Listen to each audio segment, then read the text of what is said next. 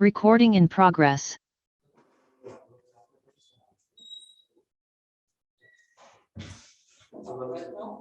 Yes, sir. Welcome. Yes, sir. Start कर। कल नहीं आए थे कोई बच्चे? कल का टॉपिक तो छूट गया आपको पूरा सेल्फ इंडक्टेंस। सब लेक्चर देख लेना। और भी कनेक्ट हो गया है क्या? बच्चे हो रहे होंगे तो कल किसी क्लास में नहीं भाई। कल किसी में? हां एक बच्चे में। क्यों बच्चों कल आप लोगों ने क्लास क्यों नहीं ली? सिवाय दो बच्चों के, एक तो आप इच्छा नहीं ली थी और एक को क्या नहीं ली। बाकी बच्चे क्लास क्यों नहीं लिए? सर लिंक ही नहीं आई थी। ऐसे कैसे हो सकता है लिंक नहीं आया हो? फिर दो बच्चों के पास कैसे पहुंचा? क्यों भाई? सर लिंक नहीं आई थी। कल आप लोगों ने क्लास क्यों नहीं ली? किसी के पास नहीं आई थी लिंक? नहीं सर लिंक नहीं आई। चलो कोई बात नहीं, अगर लिंक नहीं आई तो मैं एक बार फटाफट से आपको क्विक रिव्यू दे देता हूं कल की क्लास का। देखिए सर ईएमआई तो स्टार्ट हो चुका था। पहली क्लास इसकी बहुत अच्छे से हो भी चुकी थी और उस पहली क्लास में हम लोग पढ़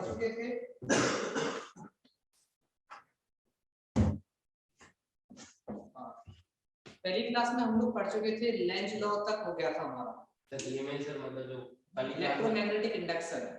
कल की क्लास में मैंने पढ़ाया था सेल्फ इंडक्टेंस, पूरा सेल्फ इंडक्टेंस खत्म कर दिया। मोशनल ईएमएफ मैंने कल की क्लास में बताया था और EMF due to the rotation of rod ये मैंने कल की क्लास में बताया था। इसके डिफरेंट केस ये मैंने कल की क्लास में बताए थे। बिहेवियर ऑफ एन इंडक्टर ये मैंने कल की क्लास में बताया था। इंडक्टेंस क्या होता है, सेल्फ इंडक्टेंस क्या होता है, ये सब कल की क्लास में हो चुका है। आप लोगों ने क्लास मिस कर दी है ना। तो कुछ छोटी चीजें जो मैंने कल की क्लास में डिस्कस की थी उनको मैं एक क्विक रिवीजन के तौर पे फटाफट बता रहा हूं विद स्पीड ऑफ 1.25। आपको अगर कंप्लीट लेक्चर चाहिए इसका तो आप राजीव सर को मैसेज कर दीजिए, वो आपको इस लेक्चर की लिंक सेंड कर देंगे, आप उसको वहां से भी देख सकते हैं। फटाफट देख लीजिए। सबसे पहले आता है EMF induced in a conductor moving in a uniform magnetic field। आपके पास एक कंडक्टर है, इसको आपने कहा P Q and say suppose the length of the conductor is and this conductor is moving with a speed of v। ये आपका conductor है जिसकी लेंथ l है और मैग्नेटिक फील्ड का वैल्यू v वेक्टर है। मैग्नेटिक फील्ड का value v vector है ना। तो अगर ये कंडक्टर इस मैग्नेटिक फील्ड में मूव कर रहा है तो इस कंडक्टर से लिंक्ड फ्लक्स चेंज होगा या ये कंडक्टर खुद से एसोसिएटेड फ्लक्स को कट करते हुए बाहर जा रहा है। तो जब भी किसी भी कंडक्टर या कॉइल से लिंक्ड फ्लक्स चेंज होता है तो उस कंडक्टर में क्या बनता है, ईएमएफ बनता है। तो यहाँ से हमने चेक किया था इसका फाई क्या होगा, फाई होता है v vector dot a vector, यानी कि ये होता है va cos थीटा। तो ये हो जाएगा b तो इसको दिया ही हुआ है। अच्छा अगर l देखना चाहते हो आप, ये आपने कहा l है तो एरिया क्या होगा, एरिया होता है length into width, length into width. तो लेंथ तो आपने निकाल ली l और ये विड्थ क्या होगी, आपने कहा ये dt टाइम में कितना चला, आपने कहा v dt चला। dt टाइम में कितना चलेगा इधर v dt, अगर v इसकी वेलोसिटी है तो v वेलोसिटी से चल रहा है तो dt टाइम में कितना चलेगा d dt। तो आपने कहा इसका एरिया हो जाएगा l v dt। ये बच्चों इसका फ्लक्स आ गया। तो इसमें ईएमएफ कितना बनेगा, बच्चे को पता है by the help of Faraday second of motion mod of E equal to d phi upon dt, d phi upon dt। तो ये बेसिकली चेंज इन फ्लक्स ही है, ये क्या है आपका चेंज इन फ्लक्स ही है। तो ये कितना हुआ d l dt upon dt। तो यहाँ से सीधा आपको ईएमएफ कितना मिल गया, dBl। कितना मिल गया, dBl। और इस ईएमएफ को कहते हैं मोशनल ईएमएफ। इस ईएमएफ को क्या कहते हैं, मोशनल ईएमएफ। क्या कहा जाता है, मोशनल ईएमएफ। मोशनल ईएमएफ का मतलब है पोटेंशियल डिफरेंस ही है ये, मतलब एक एंड पे पोटेंशियल ज्यादा होगा, दूसरे एंड में पोटेंशियल कम होगा, दोनों का difference, this is the EMF, this is the EMF. हमें कैसे पता चलेगा कौन से एंड में पोटेंशियल ज्यादा है, कौन से एंड में पोटेंशियल कम है? इसके लिए हमारे पास राइट हैंड पाम रूल होता है। कौन सा रूल होता है? Right hand palm rule, right hand palm rule. Right hand palm rule क्या कहता है? राइट हैंड पाम रूल ये कहता है कि फिंगर, राइट हैंड की फिंगर, राइट हैंड की किधर रखनी है? In the direction of field. Finger को आप फील्ड की डायरेक्शन में लेके जाइए, फिंगर को फील्ड की डायरेक्शन में, थंब को in the direction of velocity. तो जो पाम फेस होता है, palm face will indicate the higher potential, palm face will indicate the higher potential। इधर वेलोसिटी, तो ये जिसका पाम फेस है ये ऊपर की तरफ फील्ड का ऐसा फील्ड इनवर्ट है ना, क्रॉस का मतलब इनवर्ट है सर, और सर डॉट बटा, तो ये जो किसको इंडिकेट करेगा? फिर ऊपर वाले पॉइंट को, ये हायर पोटेंशियल पे होगा, नीचे वाला पॉइंट किस पे होगा? लोअर पोटेंशियल पे होगा। तो ये यहाँ से मोशनल ईएमएफ आया। किसी भी कंडक्टर जिसकी एल लेंथ हो, अगर वो v वेलोसिटी से कंडक्टर में मैग्नेटिक फील्ड में मूव कर रहा है, तो उसकी मोशन की वजह से उस कंडक्टर के अंदर एक ईएमएफ जनरेट होता है। उस ईएमएफ को हम कहते हैं मोशनल ईएमएफ। और ये कितना होता है? v। ये बेसिकली जो होता है, ये होता है आपका v vector cross v vector into l vector. ठीक है? अगर कुछ चीजें जो आपको याद रखनी है वो ये है,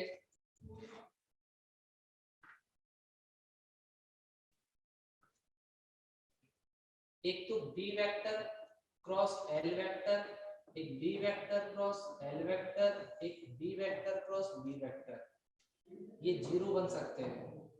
ये अगर जीरो बन गए तो इन तीनों ही केस में ईएमएफ जीरो हो जाएगा।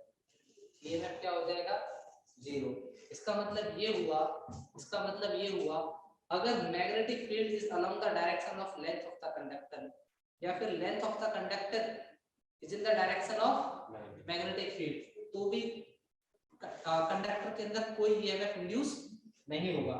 इसका मतलब अगर ये आपका एक कंडक्टर है, ये इसका एल वेक्टर है, ये इसका एल वेक्टर है, और कंडक्टर भी इसी डायरेक्शन में मूव कर रहा है along the direction of length of the conductor. दोनों के बीच में थीटा एंगल जीरो हो गया। दो पैरेलल वेक्टर का क्रॉस प्रोडक्ट जीरो होता है, तो यहाँ से भी आपका थीटा आ गया, जीरो आ गया। या फिर अगर ये आपका कंडक्टर मूव कर रहा है इधर, और आपका मैग्नेटिक फील्ड भी किधर है? इधर है। मैग्नेटिक फील्ड भी इधर है, तो इस केस में इन दोनों के बीच में एंगल कितना हो गया? जीरो हो गया। थीटा का वैल्यू कितना हो गया? जीरो हो गया। तो भी इसमें ईएमएफ कितना बनेगा?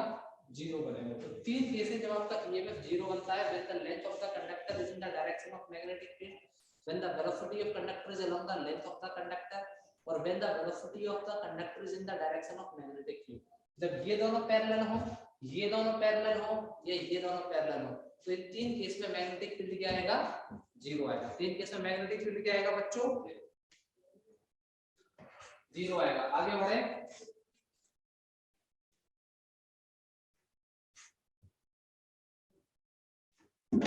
अगर दो वेक्टर, इसमें तीन चीजें हैं आपके पास, E equal to B P N, तो एक तो मैग्नेटिक फील्ड वेक्टर है, एक वेलोसिटी वेक्टर है, एक लेंथ ऑफ द कंडक्टर। ये तीन vector, magnetic field vector, velocity vector and the length of the conductor. अगर ये तीनों एक दूसरे के म्यूचुअली परपेंडिकुलर है, then in that case E equal to BVN। when these three are mutually perpendicular to each other,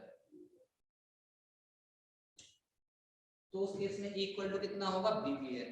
अगर दो vector एक दूसरे के थीटा एंगल पे हैं और तीसरा वेक्टर उन दोनों के परपेंडिकुलर, दो वेक्टर एक दूसरे के थीटा एंगल पे है, ये आपका L वेक्टर है, ये B वेक्टर है, इन दोनों के बीच में एंगल थीटा है, तीसरा वेक्टर यानी कि B वेक्टर इनके परपेंडिकुलर है, ये आपका B वेक्टर है, ये आपका वेलोसिटी वेक्टर है, और अगर तीसरा वेक्टर L वेक्टर इनके परपेंडिकुलर है, ये आपका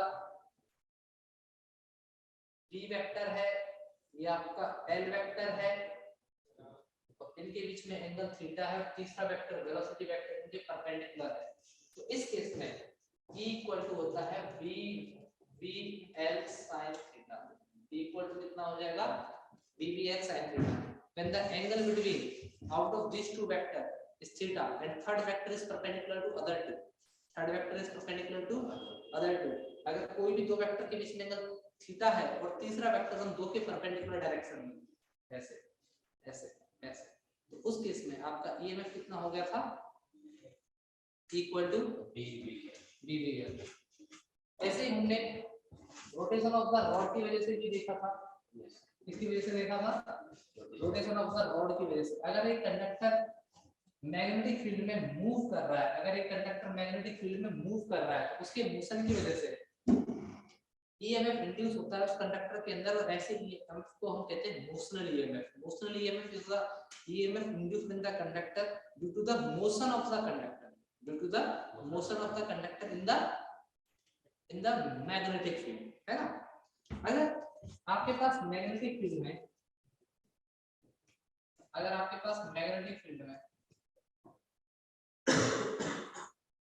अगर आपके पास मैग्नेटिक फील्ड में ऐसी एक रॉड रखी है, ऐसी एक रॉड रखी है कि PQ रॉड की जो लेंथ है वो L है, क्या है L, ये PQ रॉड की लेंथ L है, क्या है L, और ये ओमेगा एंगुलर वेलोसिटी से इसके अंदर रोटेट कर रही है, क्या कर रही है, रोटेट कर रही है, मैग्नेटिक फील्ड रोटेट नहीं, रॉड रोटेट कर रही है मैग्नेटिक फील्ड के अंदर, ये रॉड रखी है, ये रॉड रोटेट कर रही है, ऐसा रोटेट कर रही है, रोटेट कर रही है, इस पॉइंट क्या होगा, तो यानी कि ये ऐसा एक सर्कुलर पाथ ट्रेस करेगी, यस सर, तो सर्कुलर पाथ की जो रेडियस होगी अगर इस पी पॉइंट के ऊपर रोटेट कर रही है तो बेसिकली वो लेंथ की होगी, यस सर, है ना।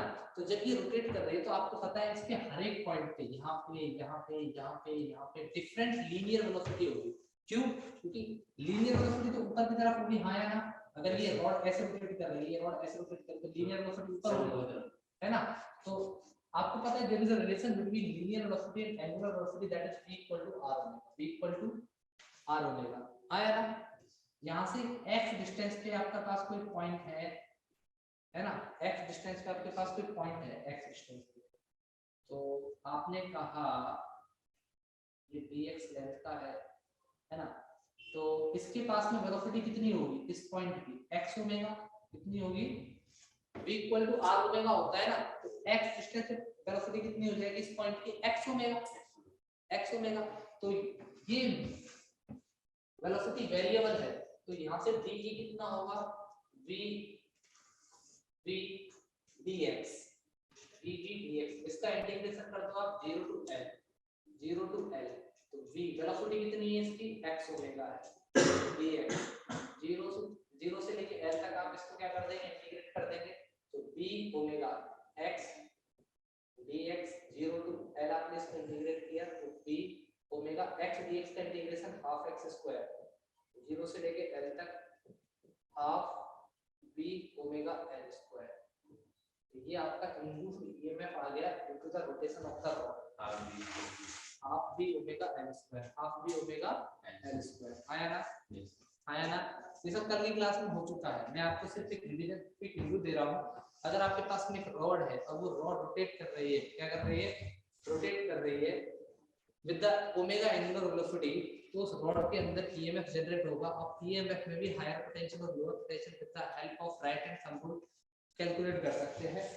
तो उस ईएमएफ का वैल्यू कितना होगा, half v omega L square, half v omega L square. फटाफट से हम सेल्फ इंडक्टेंस की तरफ आगे बढ़ जाते हैं।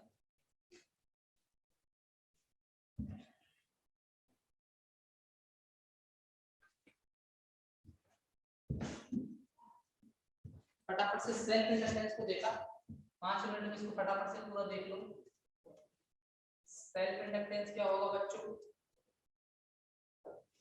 इंडक्टेंस क्या है, अभी तो हम सेल्फ इंडक्टेंस पढ़ रहे हैं, थोड़ी देर बाद जब ये पूरा टॉपिक कंप्लीट हो जाएगा उसके बाद हमारी चर्चा होगी म्यूचुअल इंडक्टेंस के ऊपर, इसके ऊपर म्यूचुअल इंडक्टेंस के ऊपर। तो इंडक्टेंस क्या है, इंडक्टेंस एक प्रॉपर्टी, अगर ध्यान से देखो तो ये प्रॉपर्टी है। कैसी प्रॉपर्टी, इनर्शिया टाइप की प्रॉपर्टी है।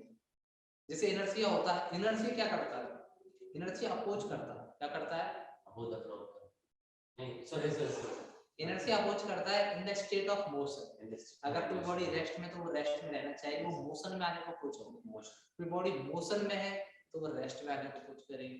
कोई भी बॉडी जिस भी पर्टिकुलर डायरेक्शन में मूव कर रही है तो उसी पर्टिकुलर डायरेक्शन में मूव करना चाहिए, वो किसी भी स्टेट में किसी भी डायरेक्शन में चेंज को अपोज करेगी। इन द सेम वे जैसे आपके ऑब्जेक्ट होते हैं उनकी मोशन का इनर्शिया होता है just due to the mass, ऐसे ही कोई भी ऑब्जेक्ट या कोई भी कंडक्टर जिसमें करंट फ्लो हो रही है उसका करंट का भी इनर्शिया होता है। करंट का इनर्शिया का मतलब हुआ कि करंट में कोई भी चेंज आएगा तो उस चेंज को अपोज किया जाएगा, और करंट में इस चेंज को अपोज करने की टेंडेंसी, इस प्रॉपर्टी को इसी को कहते हैं इंडक्टेंस। क्या कहते हैं? सेल्फ नहीं कह रहे, सेल्फ किसको कहेंगे, म्यूचुअल किसको कहेंगे, वो अभी समझिए। अभी सिर्फ मैं आपको इंडक्टेंस बता रहा हूँ। So basically inductance is the inertia of current. The inertia इसलिए कहा है, ऐसा कोई हार्ड एंड फास्ट रूल नहीं है। इनर्शिया इसलिए कहा है क्योंकि इसका इनर्शिया से मीनिंग मैच कर रहा है। Inductance it is a property of the coil of the conductor. It is a property of the coil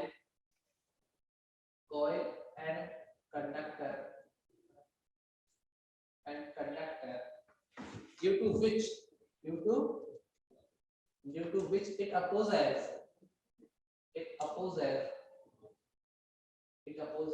any change in the value of current, it opposes any change in the value of current by inducing the EMF, by inducing EMF. Inductance basically current कोई conductor की ऐसी property है जिसकी वजह से वो conductor current में change को अपोज करेगा। करंट में चेंज को क्या करेगा? अपोज करेगा बाय इंड्यूसिंग द ईएमएफ,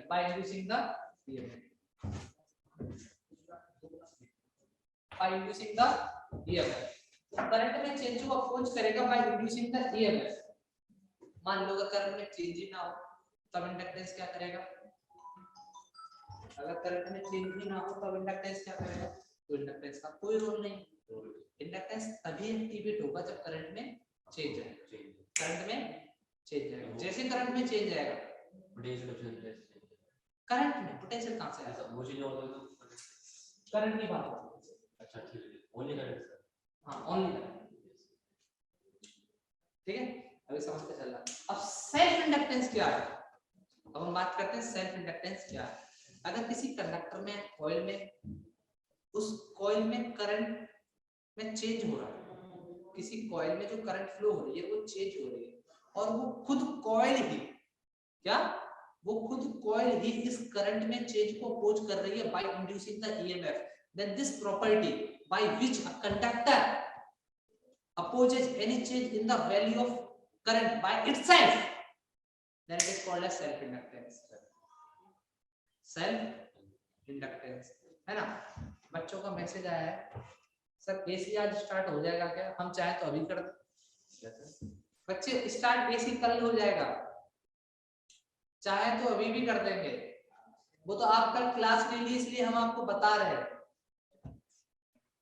अगर आप कल क्लास ले लेते तो हमें आज पढ़ाने नहीं पड़ता ये सब। अगर आपको लगता है कि आपको आता है तो हम अभी स्टार्ट कर देंगे एसी।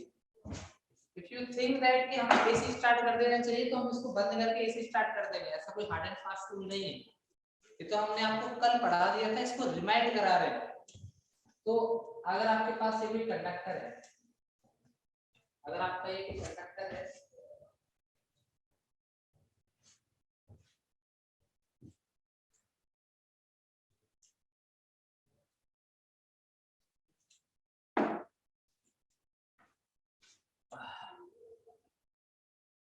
अगर ये कोई कंडक्टर है उसको आपने बैटरी से जोड़ा, P को बंद किया, इसका EMF E है, इसके अक्रॉस आपने एक रेजिस्टेंस लगा दिया, इसके अक्रॉस आपने क्या लगा दिया? एक रेजिस्टेंस लगा दिया। एसी स्टार्ट करना है क्या आप लोगों ने ये सब पढ़ रखा है? ऐसे फ्लो नहीं है तो कुछ चलता है और भी बच्चे हैं इसलिए तो क्या सबका हो चुका है क्या? बच्चे फिर मैसेज कर रहे हैं ना सर ये जो ड्रॉपर वाले सर वो तो कहेंगे सर, लेकिन जो सर उसमें और बात करने वाले हैं सर, उन्हीं के सर ये बोर्ड का चलाइए sir. One day exam generator तो कोर्स ड्रॉपर क्यों? 12th बोर्ड की क्लास में ड्रॉपर थोड़ी आएंगे। इसमें क्या ड्रॉपर के बच्चे हैं क्या? नहीं सर, 12th के हैं और ये हो चुका है, कराइए ऐसी आप। सर एक बार ये वॉन्डे ग्राफ जनरेटर भी सर। बेटा बॉन्डे ग्राफ जनरेटर 12th के सिलेबस में नहीं है, बोर्ड के सिलेबस में नहीं। हालांकि हम इसको समझा देंगे पर वो सिलेबस में नहीं है, आपके बोर्ड में आपका नहीं है बॉन्डे ग्राफ जनरेटर। सर इलेक्ट्रोस्टैटिक्स में सर वो मैंने देखा था सिलेबस, उसमें लिखा था वॉन्डे ग्राफ। अगर है तो समझा देंगे, कोई दिक्कत नहीं, इसको कंप्लीट कर दें। अगर आप लोग चाह रहे हो कि सर इसको रहने दो और एसी पढ़ा दो तो हम एसी पढ़ा देंगे। आप लोग अगले वीक में क्लास लेने वाले हो क्या? सर अभी वीक का खत्म होगा सर, अगले वीक में थर्सडे फ्राइडे सैटरडे सर लगेगी क्लास। नहीं, अगला वीक जो आएगा। हां अभी 25 है ना। हाँ 20 29 माना ये। हाँ, तो मैं उसमें आपको वापस से रिवीजन कराऊंगा। Electrostatics, potential, capacitor, current, fast forward 4 दिन। हाँ 4 दिन में। और उसमें 2 दिन में जो आपके जो पेपर हुए FST 1 और FST 2 फुल सिलेबस टेस्ट, उनका सॉल्यूशन कराऊंगा और उस सॉल्यूशन के साथ साथ कॉन्सेप्ट सिखा दूंगा उन सारे क्वेश्चन के। तो उसमें टोटल मान लो एक पेपर में 30 क्वेश्चन है, तो 2 पेपर में 60 क्वेश्चन हो गए, तो 60 क्वेश्चन का सॉल्यूशन यानी कि 60 कॉन्सेप्ट भी आप समझ जाओगे with the help of question.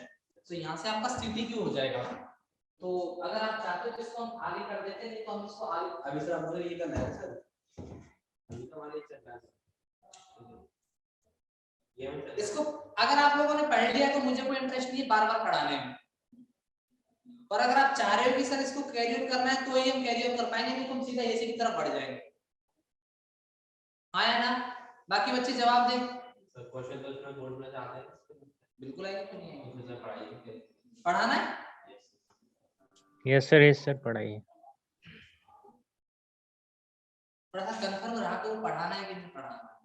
कुछ लोग हाँ, कुछ लोग ना, डिलेमा में रहते हो। और ऐसे नहीं होता है कि सबकी जरूरत एक साथ पूरी कर दी जाए, एक ये कहेगा एक वो कहेगा, तो कैसे काम चलेगा? सर मैं सिर्फ पूछ रहा था एसी कब पढ़ाओगे, क्योंकि मैंने पढ़ रखा था, बाकी को पढ़ना था, इसलिए मैंने बोला नहीं था कि आप एसी पढ़ा दो। ठीक है, एसी बेटा कल से स्टार्ट हो जाएगा। आज हम इसको पूरा खत्म कर देंगे। कल थर्सडे है, कल फ्राइडे है कि थर्सडे? फ्राइडे और सैटरडे 2 दिन में एसी खत्म हो जाएगा, डोंट वरी। बट आप लोग क्लास डेली लिया करो। तो यहाँ से इसमें करंट का वैल्यू कितना आएगा? E/R आएगा। और अगर आप इसमें करंट और टाइम का ग्राफ बना के देखते हो, फटाफट देखिए, करंट और टाइम का ग्राफ बना के देखते हो, तो ये एक स्ट्रेट करंट कैरिंग कंडक्टर है, इसमें करंट का कोई चेंज नहीं होगा, सीधी करंट ऐसे चली जाएगी, सीधी करंट ऐसे चल जाएगी। लेकिन अगर आपके पास ऐसे एक कॉइल होती, ऐसी एक कॉइल होती, ऐसा, इसको आपने ऐसे जोड़ा, ध्यान से देखना, इसमें रेजिस्टेंस R है, ये रेजिस्टेंस R है, इसका EMF E है। जैसे इस की को लगाया, करंट फ्लो होने लगी, करंट का वैल्यू कितना हुआ? I/E/R, I/E/R। लेकिन करंट का फ्लो होने का एक तरीका होता है, वो 0 to I और I to 0 फ्लो होगी। यस सर, कैसे फ्लो होगी? 0 to I और I to 0। ऐसे थोड़ी 5 एम्पीयर करंट फ्लो सीधी 5 निकल जाए, ऐसे नहीं निकलती। करंट निकलेगी 0 1 2 3 4 5, then it will attain its steady state, ऐसे। तो इसमें लेकिन यहाँ से स्टेडी स्टेट में आने में थोड़ा सा क्या लगेगा? टाइम लगेगा। क्यों लगेगा? क्योंकि करंट को अपोज करेगा ये कंडक्टर, करंट को अपोज करेगा ये conductor by inducing the EMF, और उस EMF की डायरेक्शन कुछ इस तरह से होगी that it can oppose in the change in the current. तो ध्यान से देखते हैं आगे। तो सेल्फ इंडक्टेंस क्या है? तो सेल्फ इंडक्टेंस बेटा एक ऐसी प्रॉपर्टी है जिसकी वजह से कोई कॉइल या कंडक्टर खुद ही अप्रोच करती है खुद में होने वाले चेंज को। किसमें चेंज? करंट में चेंज। किसमें चेंज? करंट में चेंज। अगर आपकी कॉइल है, इस कॉइल को आपने बैटरी से जोड़ दिया, और अगर आप इसमें ये EMF की बैटरी है, इसमें I करंट फ्लो करा रहे हो, और I अगर आपकी इंक्रीज कर रही है, तो करंट बढ़ेगी तो क्या फ्लक्स बढ़ेगा? आया ना? करंट बढ़ेगी तो मैग्नेटिक फील्ड बढ़ रहा है, तो फ्लक्स बढ़ेगा। मैग्नेटिक फील्ड बढ़ रहा है तो flux linked with the coil, is directly proportional to the current flowing in the coil, proportionality को हटाया, कांस्टेंट लगाया, ये क्या आ गया phi equal to li, phi equal to li। इस L को ही हम क्या कहते हैं, कोएफिशिएंट ऑफ सेल्फ इंडक्टेंस। इस L को ही हम क्या कहते हैं, कोएफिशिएंट ऑफ सेल्फ इंडक्टेंस। यहां से मैंने आपको बताया था इसकी यूनिट जो होती है हेनरी होती है। क्या होती है, हेनरी। ये phi आया है तो ईएमएफ कितना इंड्यूस होगा, ईएमएफ इंड्यूस होगा d phi upon dt। phi का वैल्यू कितना है, li upon dt। तो यहां से ईएमएफ कितना आ गया, L di upon dt। di upon dt क्या है, rate of change of current. L क्या है, उस कॉइल का coefficient of self inductance. L क्या है, कोएफिशिएंट ऑफ सेल्फ इंडक्टेंस। यहां से आप इसकी वैल्यू भी निकाल सकते हो। L क्या होगा, L क्या हो जाएगा, आपको पता है E equal to L di upon dt होता है, L di upon dt। L क्या होगा, E upon di upon dt। E क्या है, वोल्ट, और di क्या है, करंट सेकंड। तो वोल्ट सेकंड अपॉन एम्पियर। इस तरह के क्वेश्चंस पूछे जाते हैं बोर्ड के अंदर। That is L। which physical quantity represent volt second upon ampere, that is the self inductance, that is what coefficient of self inductance or self inductance। आगे बढ़े फटाफट, क्लियर है यहां तक?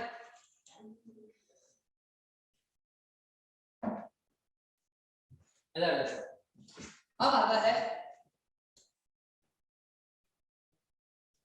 सेल्फ इंडक्टेंस का बिहेवियर क्या होता है। सेल्फ इंडक्टेंस होता क्या है जनरली, अगर हम बात करते हैं सोलेनॉइड की, किसकी बात कर रहे हैं हम, सोलेनॉइड। इस सोलेनॉइड में करंट फ्लो हो रही है I, इसमें करंट फ्लो हो रही है I। Length of the solenoid क्या है, L, और this is the radius of the solenoid. किसी भी कॉइल की रेडियस इतनी है। मान लिया क्रॉस सेक्शनल एरिया A है, ये क्या है, क्रॉस सेक्शनल एरिया। ये क्या है, cross sectional area, cross sectional area. इस कॉइल्स इस सोलेनॉइड में मैग्नेटिक फील्ड कितना होगा, magnetic field inside a solenoid that is mu naught Ni, आया ना, म्यू नॉट Ni। N क्या है बेटा, नंबर डेंसिटी। N क्या है बेटा, नंबर डेंसिटी। नंबर डेंसिटी का होता है total number of turns per unit length. तो ये कितना हो जाएगा, B equal to mu not N upon L into I upon, तो फ्लक्स क्या हो जाएगा, फ्लक्स हो जाएगा B, फ्लक्स क्या हो जाएगा B। B क्या है, मैग्नेटिक फील्ड। मैग्नेटिक फील्ड कितना, mu naught N I upon L into A। ये एक टर्म की वजह से आया। ये कितने टर्म की वजह से आया, एक टर्म की वजह से। मान लो there are n number of turns in the solenoid, तो टोटल फ्लक्स कितना हो जाएगा, mu not N square A upon L into I that is a 5, that is a 5। अगर आप इसको स्टैंडर्ड इक्वेशन 5 टू Li से कंपेयर करते हो तो ये पूरी टर्म L के इक्वल है। L क्या है यहाँ पे, coefficient of self inductance of a solenoid, that becomes mu naught N square. N यहाँ पे टोटल नंबर ऑफ टर्न्स है, area of the cross section of the coil, L is the length of the solenoid. अगर ये length बहुत बहुत बड़ी हो cross sectional radius से, तो इसको हम कहते हैं आइडियल सोलेनॉइड। इसको हम कहते हैं आइडियल सोलेनॉइड। और एक आइडियल सोलेनॉइड को ही इलेक्ट्रिकल सर्किट में एज ए इंडक्टर यूज किया जाता है। बात समझ में आई? इंडक्टर क्या है, इंडक्टर बेसिकली एक आइडियल सोलेनॉइड होती है जो सर्किट के, इलेक्ट्रिकल सर्किट के अंदर लगी हुई है just to oppose the any change in the value of current. बात समझ में आई? और उसका इक्विवेलेंट कोएफिशिएंट कितना होगा, that will be mu naught N square A upon L। Mu naught का है absolute permeability of the free space, L क्या है total number of turns in the solenoid, A क्या है cross sectional area of the coil, L क्या है length of the solenoid. क्या यहां तक आप सबको क्लियर है?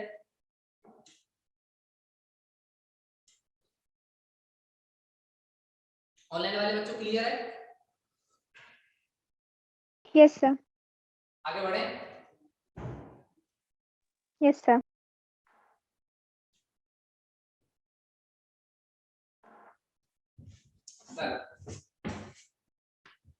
अब बेसिकली अगर हम बिहेवियर देखें एक सोलेनॉइड का, सॉरी एक इंडक्टर का,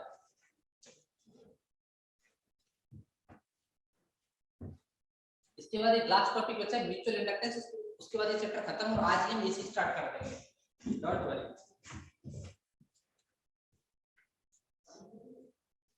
अब आपको पिछली क्लास देखने की कोई जरूरत नहीं है, मैंने पूरा रिवाइज करा दिया। Behaviour of the inductor. अब सर न्यू क्लास है सर? नहीं, ये भी सब कल की क्लास में हो चुका है। बिहेवियर ऑफ द इंडक्टर क्या कहता है कि इंडक्टर ऐसा कुछ होगा, ये आपका इंडक्टर है ए बी, जिसका कोफिशिएंट ऑफ एल क्या है, सेल्फ इंडक्टेंस। एल क्या है, सेल्फ इंडक्टेंस, जिसको मेजर किया जाता है in terms of Henry. Generally micro Henry के आसपास होता है, माइक्रो होता है 10 की पावर -6, बहुत कम होता है।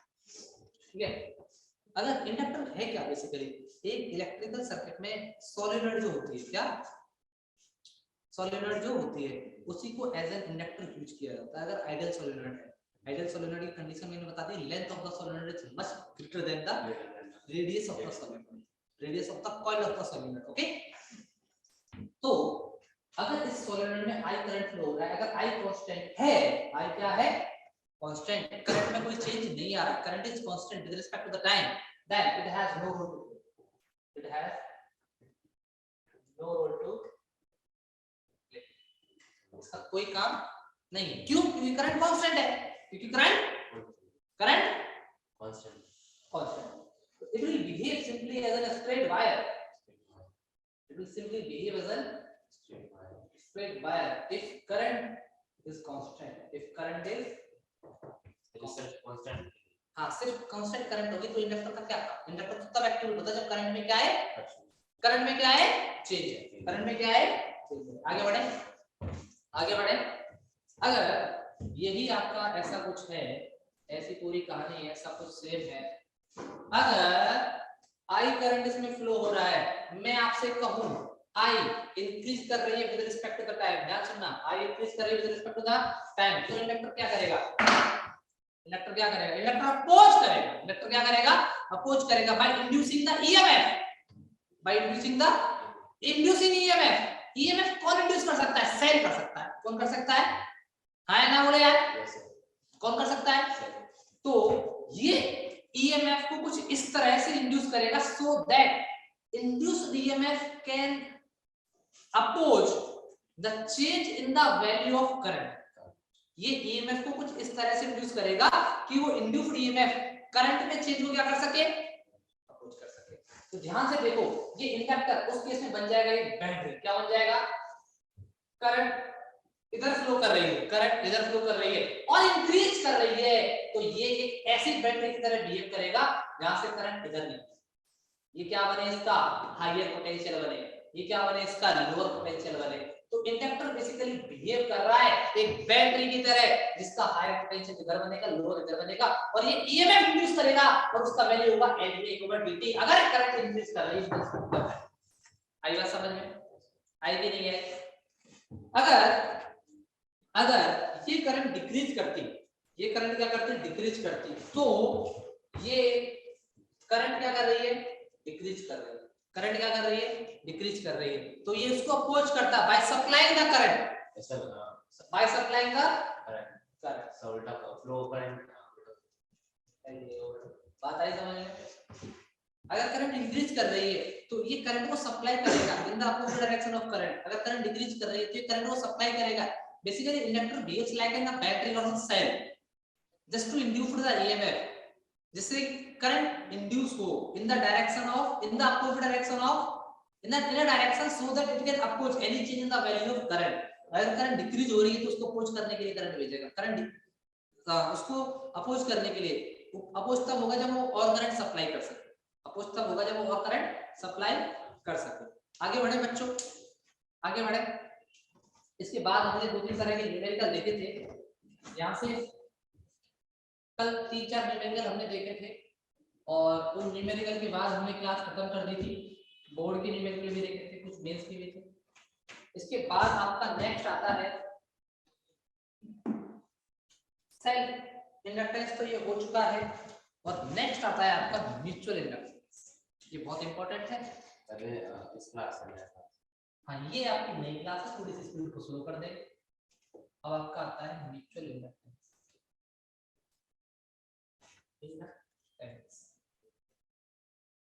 Mutual inductance. ध्यान से देखिए, पहले समझना पूरी बात को।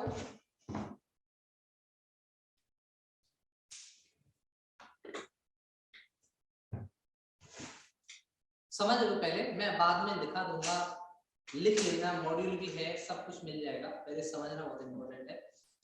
Self inductance, inductance it is the energy of the current. Simply inductance है तो वो करंट में किसी भी चेंज को अपोज करेगा, कैसे? By inducing the EMF, by inducing the EMF. अब सेल्फ इंडक्टेंस का मतलब होता है अगर किसी कॉइल से लिंक्ड करंट में कोई चेंज आ रहा है तो वो कॉइल खुद ही ईएमएफ को इंड्यूस कर रही है, just to oppose any change in the value of current by itself. और अगर किसी करंट में किसी कॉइल की करंट में चेंज आ रहा है और उस करंट में चेंज को अपोज करने के लिए दूसरी कॉइल में ईएमएफ इंड्यूस हो रहा है, दूसरी कॉइल में ईएमएफ इंड्यूस हो रहा है, उस दूसरी कॉइल के ईएमएफ इंड्यूस की डायरेक्शन कुछ इस तरह से है कि वो पहली कॉइल के करंट में चेंज को अपोज कर सके, तो इस प्रॉपर्टी को कहा जाता है mutual inductance. So basically mutual inductance is a property of pair of coils. It is a property of हमेशा किसी एक कॉइल में म्यूचुअल इंडक्टेंस हो सकता है क्या? नहीं हो सकता, ये कभी एग्जिस्ट नहीं करेगा। So this it is a property of pair of coils, it is a property of pair of coil due to which change in current is opposed, change in current in one coil is opposed by inducing EMF in other coil.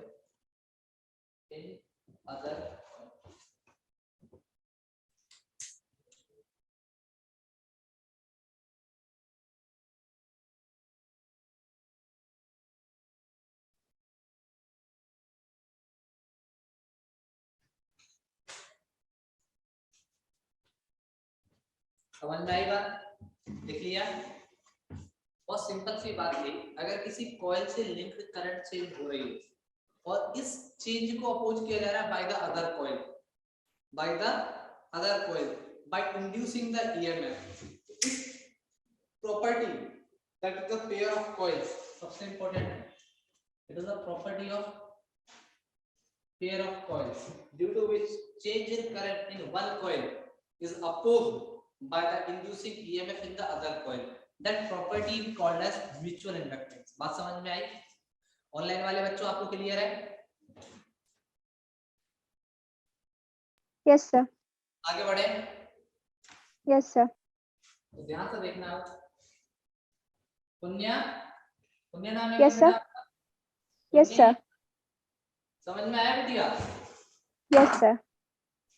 Ayush Jain नाम का बच्चा भी है क्या इसमें कोई? अंकित Jain? Yes sir, आगे बोलिए। आगे बेटे ध्यान से देखो बच्चे, ध्यान से देखना, छोटी छोटी सी चर्चा है, थोड़ी स्पीड को हल्का सा स्लो कर देंगे बच्चे। ये आपकी कॉइल 1, ये आपकी coil, this is the coil 1, this is the coil 2। इसमें करंट फ्लो हो रही है I1, इसमें कितनी करंट फ्लो हो रही है? I1, इसमें I1 करंट फ्लो हो रही है इन दिस कॉइल। अब ध्यान सुनना, इसमें I1 करंट फ्लो हो रही है तो क्या इसका मैग्नेटिक फील्ड होगा कुछ? उस मैग्नेटिक फील्ड की वजह से इसका कुछ ना कुछ फ्लक्स होगा, आया ना? इसका मैग्नेटिक फ्लक्स होगा 5। अगर ये करंट कांस्टेंट है, तो इसमें इसका अगर ये दूसरी कॉइल को इसके मैंने बहुत पास में रखा है, ये दोनों कॉइल एक दूसरे के पास में रखें, दोनों कॉइल एक दूसरे के पास में रखें, तो इसका फ्लक्स इसको भी क्रॉस कर रहा होगा कॉइल 2 को, आया ना? बोलो यार। इस कॉइल में करंट फ्लो हो रही है तो इस करंट की वजह से इस कॉइल के अंदर फ्लक्स जनरेट हो रहा होगा, phi = Li, हाँ ना? बोलो यार। इस कॉइल का फ्लक्स इस कॉइल से पेनिट्रेट कर रहा है। Yes, sir. अगर ये करंट कांस्टेंट है तो फ्लक्स भी कांस्टेंट है, कोई Yes, दिक्कत sir. वाली बात। नहीं है। मैंने कहा अगर इस करंट में चेंज आ रहा है, I1 में करंट में चेंज आ रहा है, अगर I1 इंक्रीज करे या डिक्रीज करे तो फ्लक्चुएशन में इंक्रीज होगा तो उसमें तो flux linked with this coil phi1 ये इंक्रीज करेगा या डिक्रीज करेगा, हाँ या ना, Yes, हाँ या ना। yes, sir. तो उसको काउंटर करने के लिए, इसके फ्लक्स में चेंज को काउंटर करने के लिए, इसके फ्लक्स में चेंज को अपोज करने के लिए ये करंट, ये कॉइल एक करंट इंड्यूस करेगा।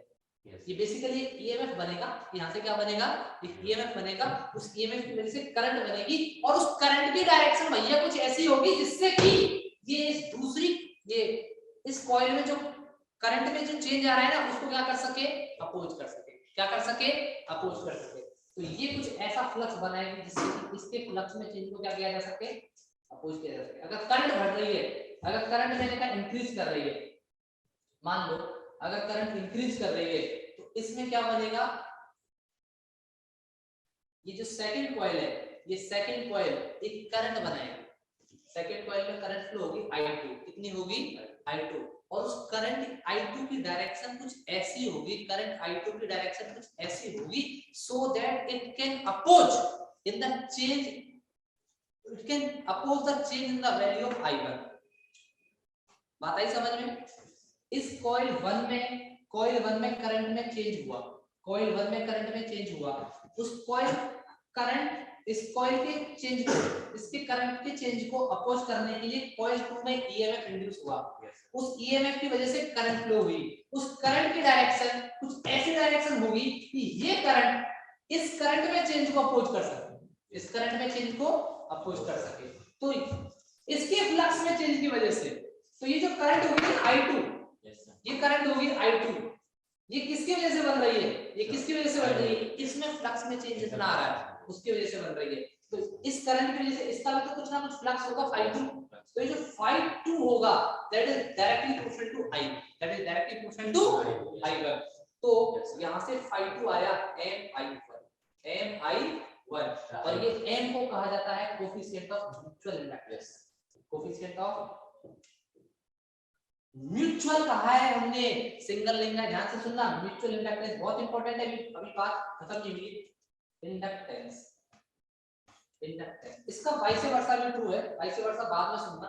इसका मतलब ये है कि इफ, इस पूरी कहानी को सुनो, if current changes, if current changes in coil 1,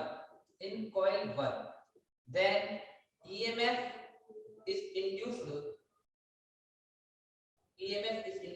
in coil 2 due to which a current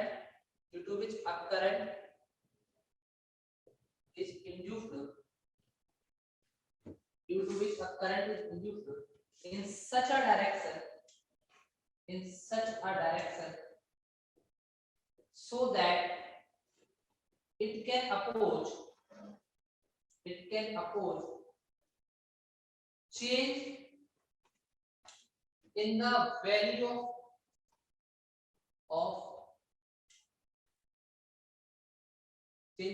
of current in coil 1।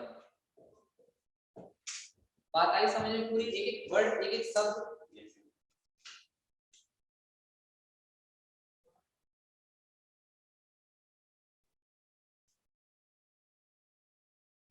आया ना बोलो भाई। ऑनलाइन वाले बच्चों आपको क्लियर है? Yes, sir. Yes sir. सबको क्लियर है? Coefficient of self inductance, mutual inductance का मतलब क्या होता है? अमित, आर्यन, आयुष, पुण्य। Yes sir. Yes, sir.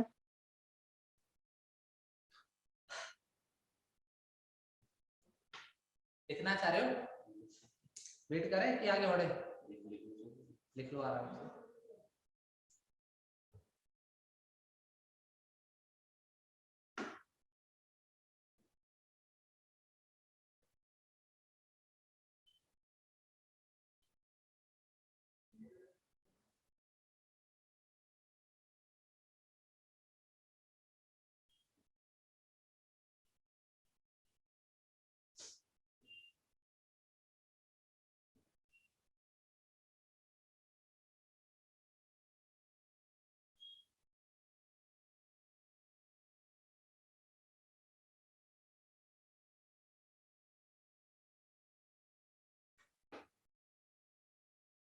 आगे बढ़े, आगे बढ़े बच्चों।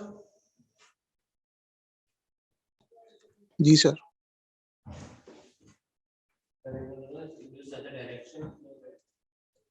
So that it can approach change in the value of current in coil पर। एक चीज क्लियर है बच्चों आपको सारा।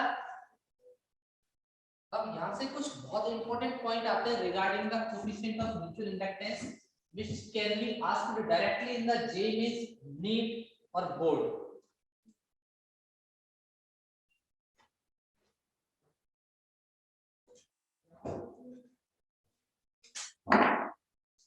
Now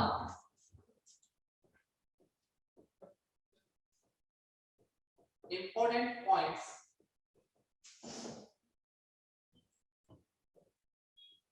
about coefficient of mutual inductance.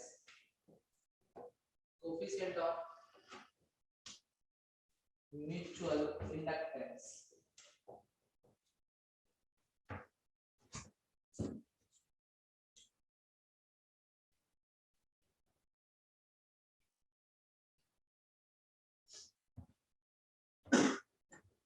तीन चार बातें बताऊंगा, तीन चार बातें बहुत जरूरी है और आपको आने की चीजें याद भी रहनी चाहिए। इसके बाद थोड़ा सा सही है।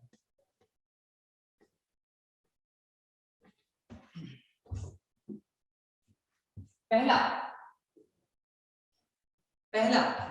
कोएफिशिएंट ऑफ म्यूचुअल इंडक्टेंस हमेशा डिफाइन होता है पेयर ऑफ कॉइल्स के लिए। किसके लिए बेटा? पेयर ऑफ कॉइल्स के लिए। एक कॉइल का नहीं होता, दोनों का होता है और दोनों का एक ही होता है। बात समझ ना? It is a bilateral constant. It is a, अभी समझाऊंगा ध्यान से इसका मतलब क्या है। It is a bilateral coefficient for a pair of coils, for a pair of coils, pair of, it is defined for the pair of coils। एक single coil के लिए coefficient of mutual inductance define नहीं होता है। इसका मतलब क्या हुआ? इसका मतलब ये हुआ भाई साहब, आपके पास ये कॉइल 1 है। ध्यान से देखना बच्चे, पहले सुन लो, लिख लेना, मैं लिखने का 1 मिनट दूंगा। इसके बाद इसके पास में एक और कॉइल रखी है आपके पास। This is a coil 1, this is a coil 2। ये आपके पास दो कॉइल है, ये आपके पास दो कॉइल है। सुनना बहुत ध्यान से। इस कॉइल में सपोज करो I1 करंट फ्लो होता है। इस कॉइल में कितना करंट फ्लो हो रहा है? I1। इस कॉइल में कितना करंट फ्लो हो रहा है? I1। इसमें फ्लो हो रहा है, इसमें करंट फ्लो हो रहा है। इसमें करंट के चेंज को अपोज करने के लिए इसमें करंट फ्लो आया ना? Yes sir. आया ना? उस करंट की वजह से इसके अंदर फ्लक्स बनेगा और वो फ्लक्स इसके अंदर बना है तो वो होगा phi, दैट इज mi पर। आया ना? कितना हुआ? mi। बात आई समझ में? आई बात समझ में कि नहीं आई? अच्छा, इसका वाइस वर्सा देखो, इसका वाइस वर्सा देखो। अगर इस कॉइल में करंट फ्लो होती है I2, इस कॉइल में कितनी करंट फ्लो हुई भाई साहब?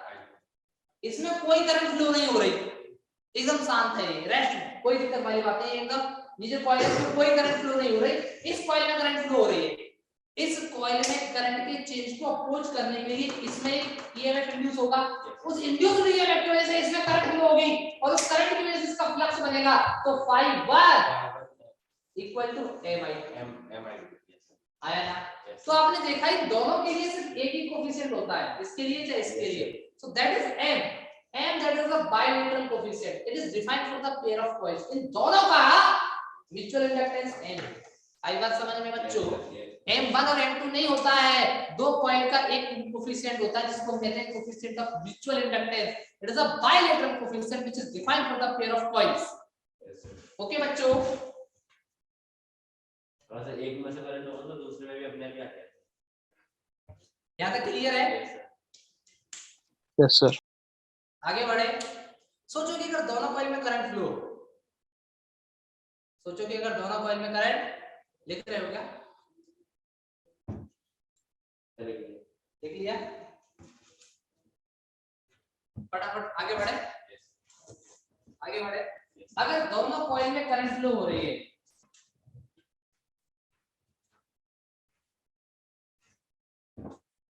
अगर आपके पास दोनों कॉइल में करंट फ्लो हो रही है, मान लिया आपकी दोनों, if current is flowing in both the coils, if current is, सुनना बहुत ध्यान से, if current is flowing in both the coils, in both the coils, आपके पास बच्चों ध्यान से सुनना, इधर देखो पहले, ये आपकी एक कॉइल 1 है, इस कॉइल 1 में बेटा करंट फ्लो हो रही है I1, इसका कोएफिशिएंट ऑफ सेल्फ इंडक्टेंस आपने बोला L1, इस कॉइल का coefficient of self inductance L1, इसके पास में एक और कॉइल रखी है, इस कॉइल में करंट फ्लो हो रही है I2, इसका coefficient of self inductance L2। अब बताओ इसमें फ्लक्स, इसमें टोटल फ्लक्स कितना होगा? phi1 पहला phi1, यानी कि टोटल फ्लक्स, सुनना बच्चों बहुत ध्यान से, जरूरी बात है बेटे, लिखना बाद में, समझो पहले बेटे, इसका फ्लक्स एक तो खुद की करंट की वजह से होगा, जो कोएफिशिएंट ऑफ सेल्फ इंडक्टेंस आ रहा है उसकी वजह से हो गया Li1, आया ना तो बोलना पड़ेगा। Yes sir. अब एक ये करंट इसमें, इसके करंट की वजह से भी तो आएगा, एक फ्लक्चुएशन आने से वजह से, और वो कितना होगा? वो प्लस माइनस Mi2 होगा।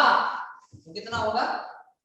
इस कॉइल 1 में कॉइल 2 की वजह से आएगा, कॉइल 1 में किसकी वजह से आएगा? कॉइल 2 की वजह से, और कॉइल 2 में Li2 खुद का Li2, दूसरी की वजह से कितना आएगा? Mi1, आया ना? प्लस माइनस प्लस, या तो ये मैग्नेटिक फ्लक्स सेम डायरेक्शन में भी हो सकता है, अगर करंट इंक्रीज कर रही हो, अगर इंक्रीज कर रही है तो उसको कुछ कराने के लिए उसकी अपोजिट डायरेक्शन में जाएगा, या तो फ्लक्स सेम डायरेक्शन में हो सकते हैं दोनों कॉइल के, या दोनों कॉइल के फ्लक्स अपोजिट डायरेक्शन में हो सकते हैं। अगर सेम डायरेक्शन में है दोनों कॉइल के फ्लक्स तो प्लस, अपोजिट डायरेक्शन में तो minus. The question of question पे एक रहता है प्लस या प्लस है, ठीक है? बात आई समझ में बच्चों? आया ना? आगे बढ़े सीधा।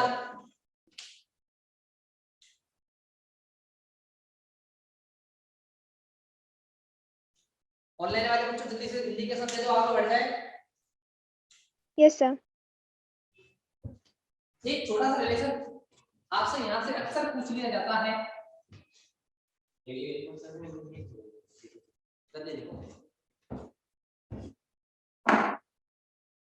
ऑनलाइन जो बच्चे क्लास ले रहे हैं क्या उनको क्लियर है? इच्छा रहना है कि क्लास में नहीं?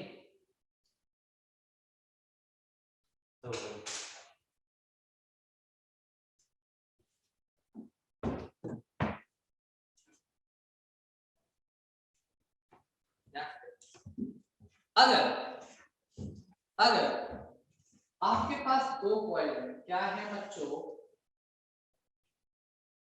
दो कॉइल, इसका coefficient of self inductance L1 है, आपको स्क्रीन पे क्लियर दिखाई दे रहा है क्या ऑनलाइन वालों? Yes sir. और ये दूसरी कॉइल है, इसका coefficient of self inductance L2 है, इसका coefficient of self inductance L2 है। तो इन दोनों का एक कोएफिशिएंट ऑफ म्यूचुअल इंडक्टेंस होगा, जिसको हम क्या कहते हैं? M। तो इस म्यूचुअल इंडक्टेंस का इन terms of coefficient of self inductance of the individual coil there is a relation। अगर आपके पास में दो कॉइल है तो उन दो कॉइल का एक mutual coefficient of self inductance होता है, आया ना? Because mutual coefficient of mutual inductance it is a bilateral coefficient, तो दो कॉइल के पेयर में ही ये एग्जिस्ट करता है, कभी भी सिंगल कॉइल का नहीं होता। अगर आपके पास में दो कॉइल है तो 100% उनका खुद का एक कोएफिशिएंट ऑफ सेल्फ इंडक्टेंस होगा, जिसको हमने कहा L1 और L2। तो इनका जो coefficient of self mutual inductance होता है that is √k √L1, this is the relation L1 and L2। तो ये यहां पे जो k होता है इसके को कहते हैं कपलिंग फैक्टर। नाम सुना है क्या? नहीं सुना। L1 क्या है? Coefficient of self inductance, coefficient of self inductance of coil 1। L2 क्या है? Coefficient of self inductance of coil.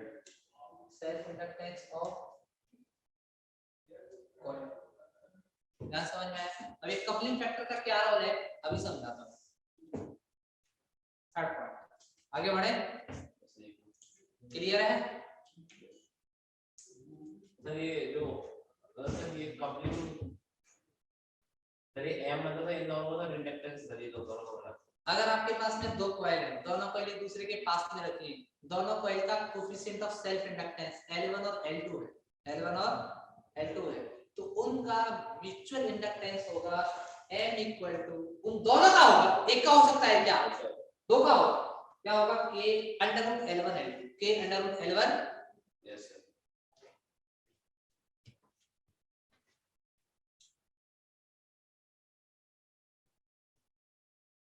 अब K है कपलिंग फैक्टर, K क्या है, कपलिंग फैक्टर, ध्यान से देखो। तो यस सर। आगे बढ़े। यस। तो ऑनलाइन वालों आप लिख रहे हो कि ऐसे ही बैठे हो और सुनते जा रहे हो सत्यनारायण दत्ता? सर लिख रहे हैं। लिख रहे हैं सर। यहाँ से आपको रिलेशन मिला K under root L1 L2, K under root L1 L2, K यहाँ पे है आपका कपलिंग फैक्टर, K है आपका कपलिंग फैक्टर। तो K की आपकी दो वैल्यू हो सकती है, या तो K का वैल्यू 0 होगा या फिर K का वैल्यू 1 होगा।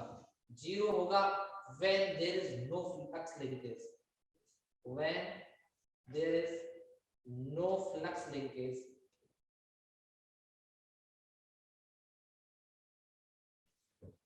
K equal to 1 होगा when there is 100% flux linkage, when there is 100% flux linkage। इसका मतलब क्या है,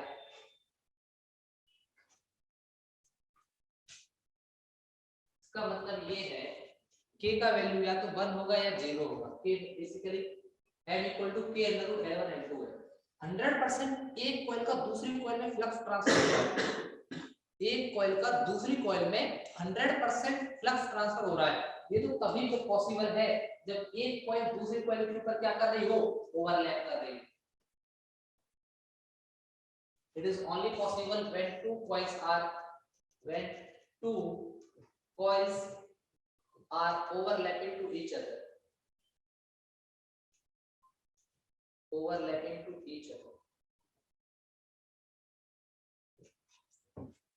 जब दो कॉइल एक दूसरे के ऊपर ओवरलैप कर रही हैं तो पहली कॉइल का दूसरी में, दूसरी कॉइल का पहली में 100% फ्लक्स ट्रांसफर हो जाएगा, तो K का वैल्यू 1 हो गया। तो उस केस में अगर K का वैल्यू 1 है तो यहाँ से M का वैल्यू कितना आ गया, अंडर रूट L1 L2। और जब आपको क्वेश्चन में कुछ भी ना दिया जाए और L1 L2 दे दिया जाए और M को मानने की बारी आएगी तो आप जनरली M को K की वैल्यू क्या मान के पुट करेंगे, 1 मान के पुट करेंगे, अंटिल कुछ भी क्वेश्चन में स्पेसिफाइड नहीं है। तो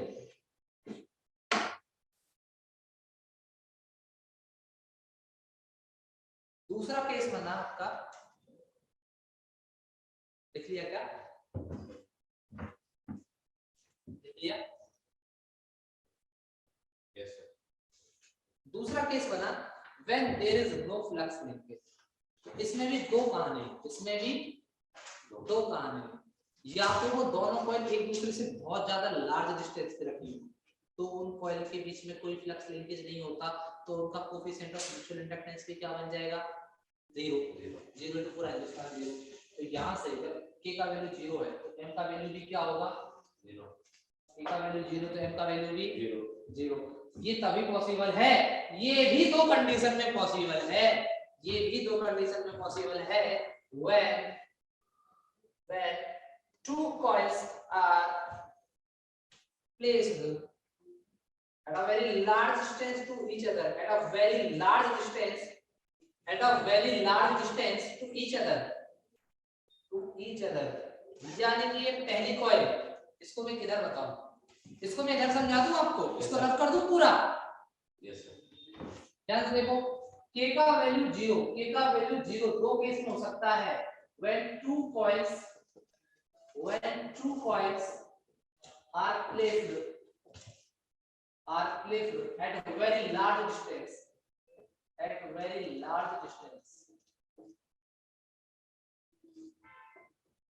तो या तो एक कॉइल यहाँ रखी है आपकी और दूसरी कॉइल बहुत दूर रखी है, तो एक कॉइल का दूसरी कॉइल में कोई फ्लक्स ट्रांसफर नहीं होगा, तो वो उसको अपोज ही नहीं कर पाएगा।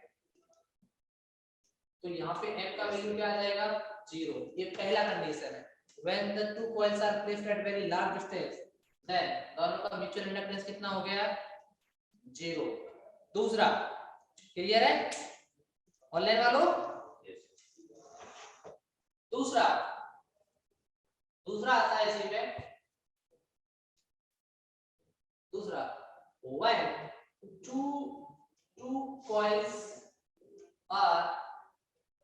two coils are placed right angle to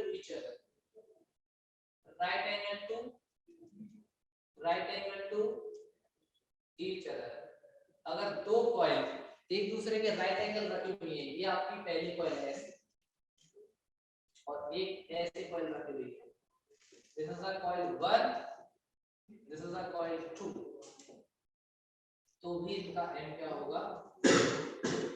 आगे बढ़ जाए तो कहानी थी अगर कुछ भी स्पेसिफाइड नहीं है क्वेश्चन में L1 और L2 दिया हुआ है और m को कैलकुलेट करना है तो सिंपली आप k को वैल्यू 1 मान लेंगे। और अगर ऐसा है कि दो कॉल में तो बहुत दूर है या फिर दोनों एक दूसरे के परपेंडिकुलर है तो k 0 होता है, k 0 तो m 0। बात समझ में आई। आगे बढ़े फटाफट आगे बढ़ेंगे आप।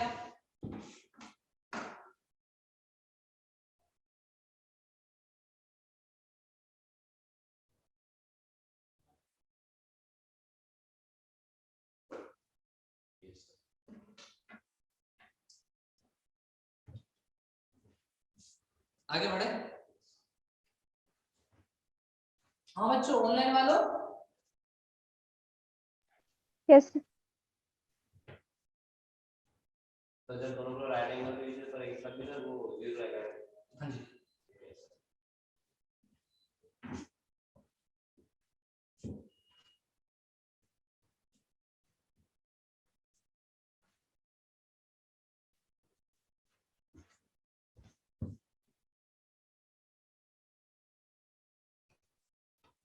एक छोटा सा टॉपिक और आता है बोर्ड में भी है जे में भी है, वो है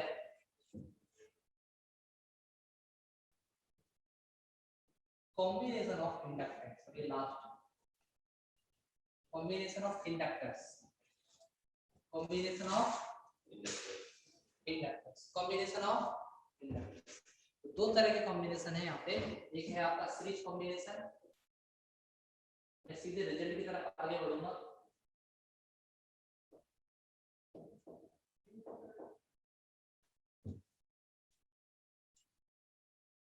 डेरिवेशन आप चाहो तो मॉड्यूल में से कर सकते हो या केवीएल लगा के भी कर सकते हो। अगर आपके पास एक इंडक्टर है, इसका कोएफिशिएंट कितना है L1, इसका कोएफिशिएंट कितना है L1 और इसके साथ एक और इंडक्टर कनेक्टेड है इस तरह से, एक और इंडक्टर कनेक्टेड है जिसका कोएफिशिएंट ऑफ सेल्फ इंडक्टेंस कितना है L2, कितना है L2। अगर दो इंडक्टर सीरीज में जुड़े हैं तो पहला पॉइंट आता है इसमें where flux of both inductors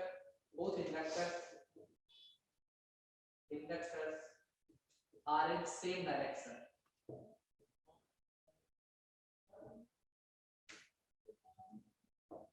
और दूसरा केस आता है when flux of both inductors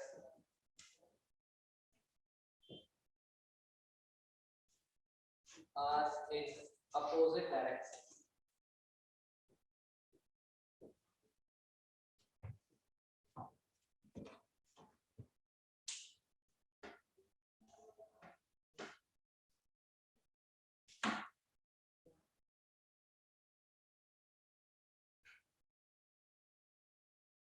L के लिए भी कर सकते हो, दो के लिए हम बता रहे हैं, जनरली दो का ही पूछा जाता है, दो से ज्यादा है तो भी कोई भी चीज ध्यान रखनी है आपको। जब सीरीज कनेक्शन में है तो करंट का वैल्यू क्या रहेगा, दोनों कंडक्टर में सेम रहेगा। सीरीज कनेक्शन में है तो दोनों कंडक्टर के लिए किसका वैल्यू सेम रहेगा, करंट का वैल्यू सेम रहेगा। इसके अक्रॉस और इसके अक्रॉस पोटेंशियल डिफरेंस ऐड हो जाएंगे। अगर पोटेंशियल डिफरेंस ऐड हो जाएंगे तो VA1 का वैल्यू निकाल सकते हैं, VA2 का वैल्यू निकाल सकते हैं। VA1 कैसे आएगा, इसका फ्लक्स लिंकेज निकालेंगे, इसका फ्लक्स लिंकेज क्या आएगा Li प्लस इसका फ्लक्स लिंकेज क्या आएगा यहाँ से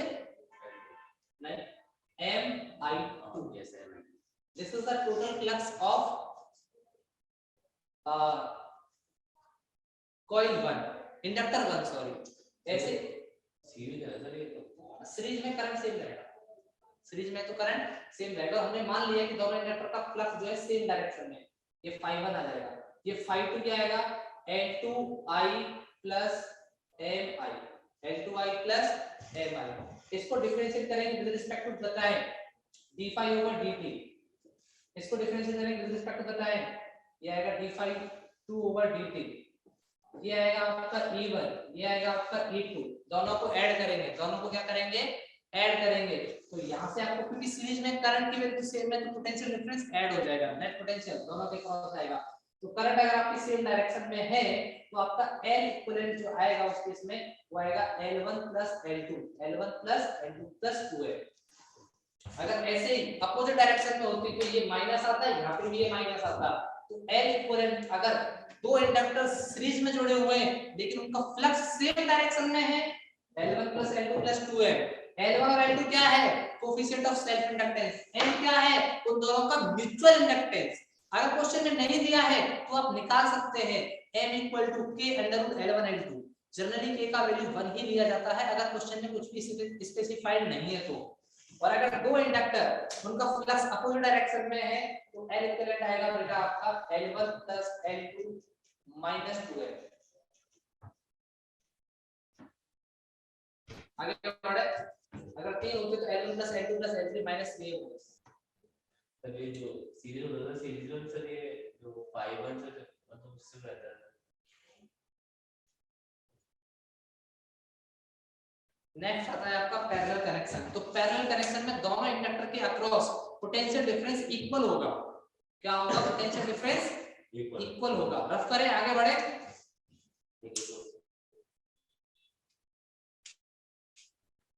रफ कर दे।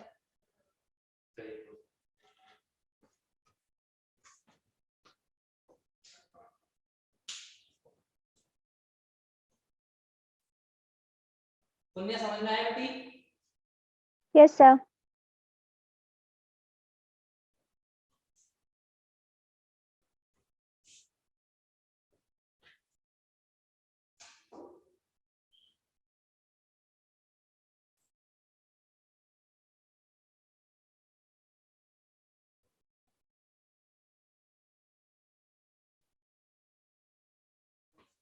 अब हम बात करते हैं पैरेलल। आगे बढ़े।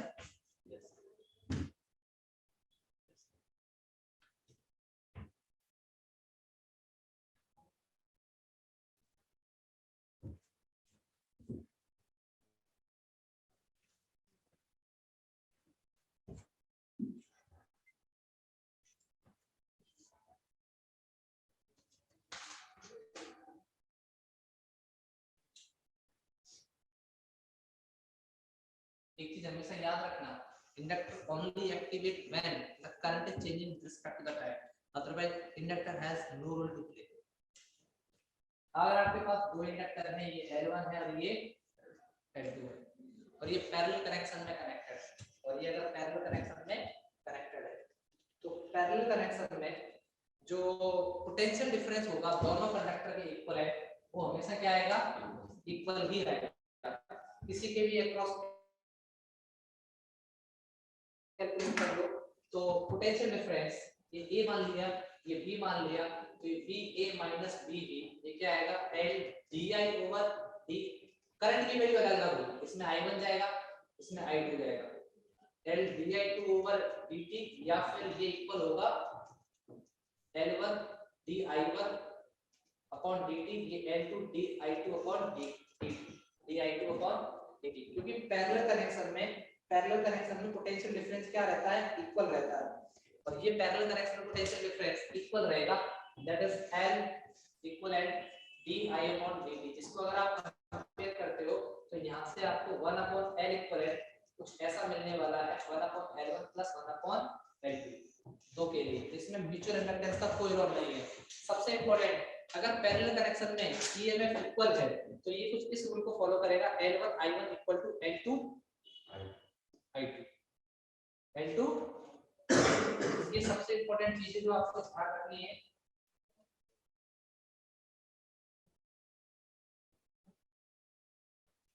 दो के लिए एक सीधा सा भी याद रख सकते हैं, अगर दो इंडक्टर है और जो इक्विवेलेंट पैरेलल कनेक्शन में कनेक्टेड है तो इनका equivalent inductance L1 L2 plus ऐसा होगा, बिल्कुल सेम है रेजिस्टेंस की तरह।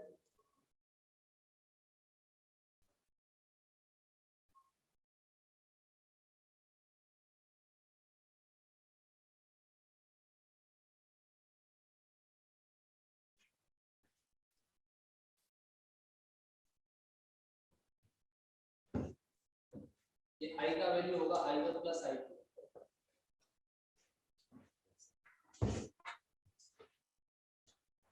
जैसे आपने रेजिस्टेंस का देखा होगा, रेजिस्टेंस अगर दो रेजिस्टर पैरेलल में कनेक्टेड है तो उसमें जो करंट का डिस्ट्रीब्यूशन होता है वो इनवर्स प्रोपोर्शन में होता है to the resistance, inverse proportion में होता है टू द रेजिस्टेंस। याद करो, ऐसा आपने सर ने बताया होगा, ये आपका रेजिस्टेंस है R1, ये रेजिस्टेंस है R2, ये पैरेलल में कनेक्टेड, इसमें करंट I1 जाएगी, इसमें करंट I2 जाएगी। तो I1 का वैल्यू क्या होता था, R2 upon I1 R2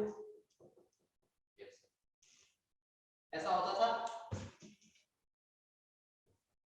in the same way अगर आप इसमें निकालना चाहते हो, किसमें,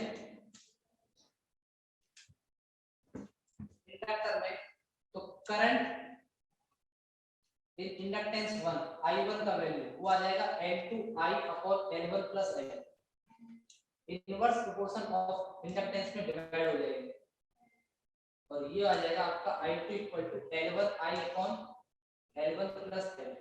यहाँ पे मैंने उल्टा लिख दिया था, ये R1 है, ये R2 है, इसमें करंट I1 जाएगा, इसमें करंट I2 जाएगा। I1 यहाँ पे आप बोलते थे R2 upon R1 plus R2 I, और I2 आप बोलते थे R1 upon R1 plus R2 I। I का वैल्यू आप बोलते थे E अपॉन E या B upon E upon R equivalent. ऐसे ही यहाँ से I का वैल्यू टोटल करंट है, ये आ जाएगा E upon L equivalent. L equivalent कहां से निकलेगा, L1 L2 upon L1 plus L2। क्या ये पूरा क्लियर है? फटाफट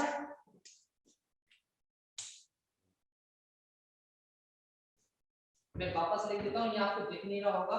ये है आपका L2I upon L1 plus L2, ये है आपका L1 upon L1 plus L2। I कहां से निकलेगी, E upon L equivalent.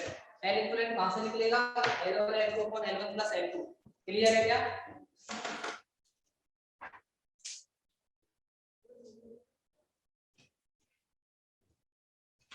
Online वालों क्लियर है क्या बेटा? Yes sir. Yes, sir. कल से आपका एसी स्टार्ट हो जाएगा, ठीक है? कल की क्लास में हम एसी, आरएमएस, एवरेज और डिफरेंट टाइप ऑफ सर्किट जैसे purely resistive, purely capacitive, purely inductive और उनके कॉम्बिनेशन आरसी, आरएल और एलसीआर, यहां तक कल की क्लास में हम कंप्लीट कर देंगे। थोड़ा सा फास्ट फॉरवर्ड में लेते हुए चीजों को ऊपर से हम देखेंगे, ज्यादा डेप्थ में हम नहीं जाएंगे। मैं सिर्फ बोर्ड के लेवल का आपको एक रिवीजन टाइप में बताऊंगा, ठीक है?